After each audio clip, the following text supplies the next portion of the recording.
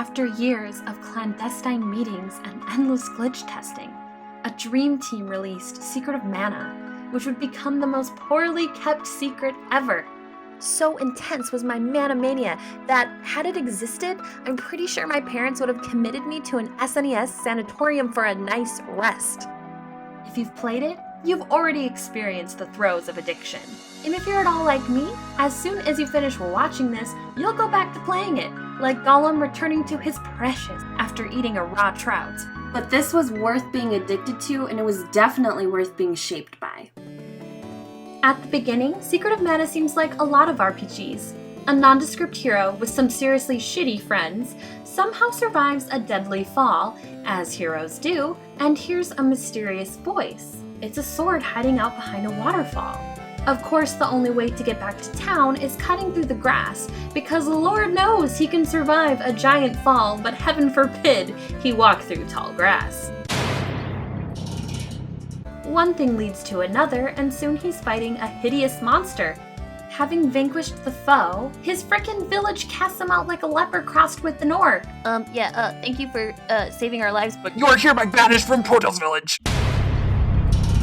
And so begins another tale of a young hero whose destiny is bigger than he could have ever imagined. But this isn't your same old story. Nearly all of the mana in the world has been used up or destroyed. Mana is a magical resource that they use to power just about everything. Everything that can be exploited eventually will, and mana is no exception. An ancient civilization of lunatics perverted the functions of mana and used it to power a giant flying warship. Well, this was a big no-no, and the gods got so pissed off as a result that they sent a gaggle of ferocious monsters. Ferociously cute monsters? As a result, the world is just about destroyed, including the mana. That brings us to the opening and this random rusty sword. Now Randy can use it to find 8 mana seeds, which of course will make the universe a snazzy and hopeful place once again.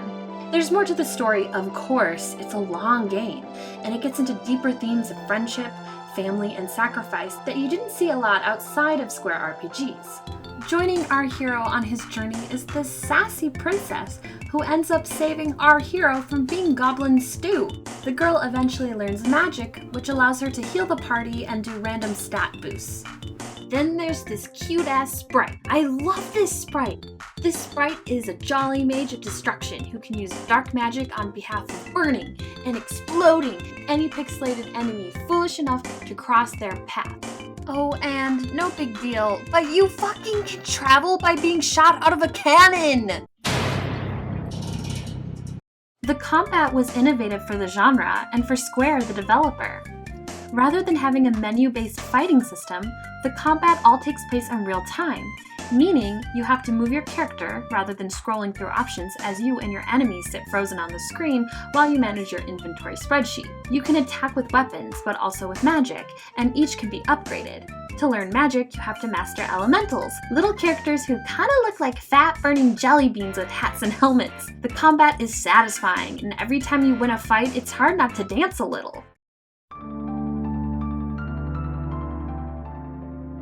It would be an absolute disservice to this game if I don't mention the music, since it is some of the best video game music I believe that has ever been made.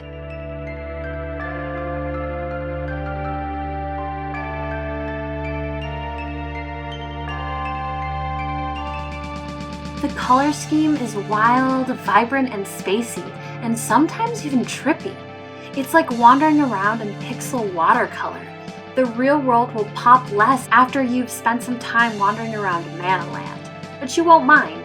And the colors work in service of some of the best, most distinct graphics the SNES could conjure up. Oh, and listen, sometimes you get to ride around on a mana beast named Flammy. He is super cute and saves your asses more than once.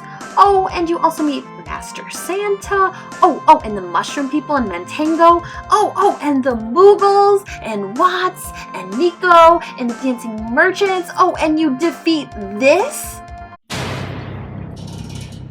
I could go on, but if I do, I'll keep you away from playing the game. If you call yourself a gamer, you really owe yourself some time with this one. It might be the only addiction I'm okay surrendering to.